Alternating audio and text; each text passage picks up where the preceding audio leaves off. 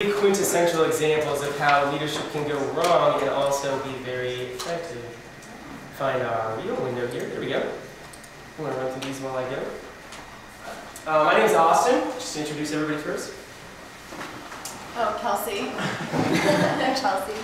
Okay, so I kind of chose those two clips because they show both the extreme positive and extreme negative.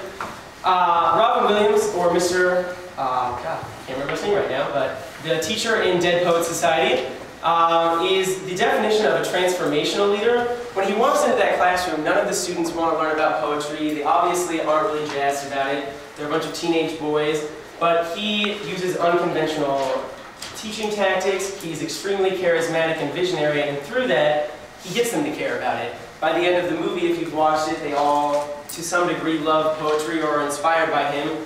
And that's what you get when you have a transformational leader. He's assertive, but he treats them as equals. They're not his employees in this situation, but it still applies.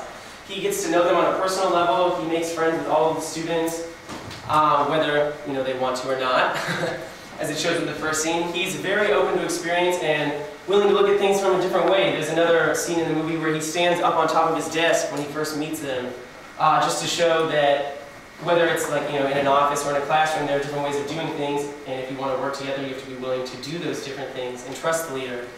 So, on the other side of that is this boss.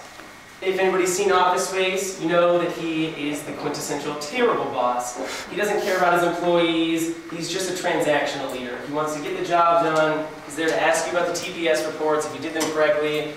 He was there to ask you to come in on weekends when you don't really need to and don't deserve to, but it's because he doesn't think about them as his equal. He just wants to take advantage of them. This is kind of just the flip side of the coin. So, onto our book example. Okay, so for our literature, we did a book called 1,000 Days, and it's a JFK biography. Basically, we feel that he's a visionary leader as well as strategic and charismatic. He's one of the most liked presidents to this day, and he's just been really well at public speaking and those kinds of things. One of the things we thought was that stands out the most about him is the great man theory. He was tall, good looking, he was a really good speaker, and he was really good at kind of making everyone feel like it was okay. Like even any crisis situation, everything would somehow end up okay. Next would be visionary. He was very future-oriented, he was clear, and had a vivid plan to conquer every challenge. One of these challenges was the New Frontier in 1960. It basically it was the challenge of the New Frontier were the challenges and challenges to be the world's best nation. So basically, he just wanted to make sure that we could overcome more things such as the Cuban Missile Crisis. And this happened in 1963, and he was able to settle a deal with Cuba and Russia to make sure that the missiles and all those things weren't fired at America. And while doing that, he was able to calm Americans and knowing that it would be okay and that everything would somehow work itself out. Another thing was his collegial decision making, which was this diagram right here, which is exactly what 360-degree feedback is. There were arrows that went, he was the center, and there were arrows that went both ways to the cabinet head and also their subordinates. So even the president would go back to the subordinates and he would get their feedback on how to better work out all the dilemmas that came towards them.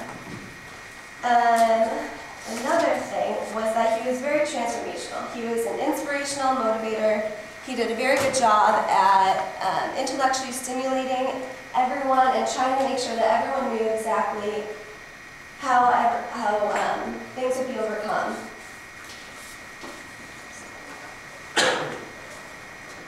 All right, and for a real life example, we decided on Steve Bunger. He's actually a family friend of mine. He's my best friend's dad, and he is now the former CEO of Mobile Mini Inc. He was the CEO for several years, and in case you guys don't know what Mobile Mini is, Mobile Mini is portable kind of like pods, but better. And, so basically, what makes him an effective leader is his father started this company and basically drove it into the ground. He he was in debt and no one knew about the company. And Steve got out of college and decided he still saw potential in it and decided to take over. He took over and he completely made a new vision for the company, a new mission, changed the whole structure and ideas, and basically created a whole new company culture. And it improved everything. Now the company is huge, it's public, it's making a lot of money. and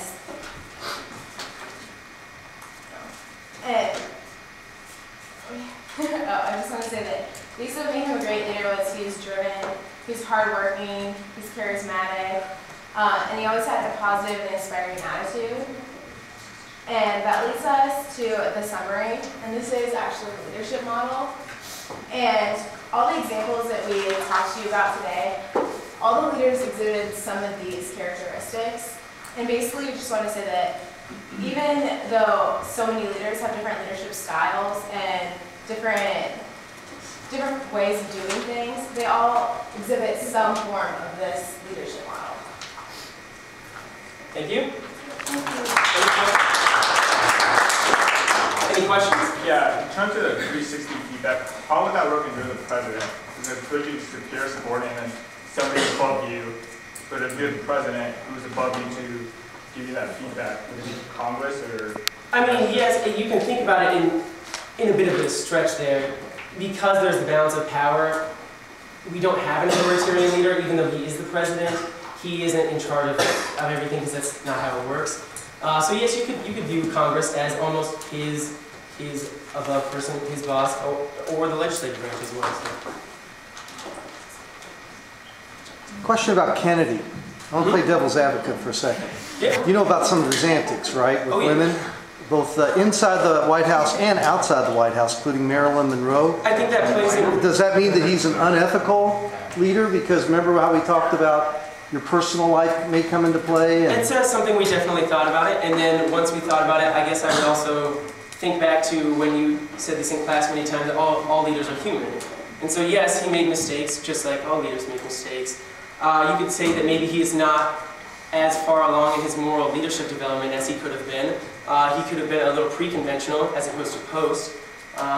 Obviously affairs, when you're leading that position, is not a bright idea, but he still did a good job nonetheless. I think that says a lot about how much people did like him, because he did all these affairs and stuff, but everyone still seemed to be in love with him, and he's the most like president.